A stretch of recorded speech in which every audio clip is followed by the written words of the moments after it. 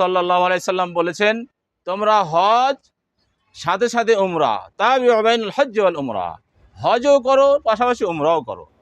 ফাইন্নাহুমা ইয়ানফিয়ানিল ফাকরা ওয়াদ দুনুবা, কেননা এই দুটি দারিদ্রতা এবং গুনাহকে দূর করে দেয়। তারপরে কিভাবে? কামা ইয়ানফিল কিরু খাবাসাল হাদিদ ওয়াদ যাহাব ওয়াল ফিদ্দা, যেভাবে কামারের হাফরে লোহা এবং স্বর্ণ রূপ্য থেকে ময়লা সমূহ দূর করে দেয়।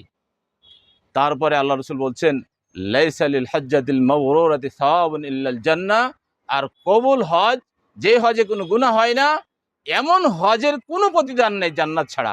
অতএব সম্মানিত দর্শক মণ্ডলী, আমরা যেন কবুল হজ, হজের পরে হজ, উমরার পরে উমরা সম্পাদন করে নিজেকে জান্নাতি মানুষ হিসেবে দুনিয়া থেকে বিদায় লাভ করতে পারি। আল্লাহ যেন কবুল করেন। ওয়া আখিরু দাওয়ানা আলহামদুলিল্লাহি রাব্বিল আলামিন। আসসালামু আলাইকুম ওয়া রাহমাতুল্লাহ।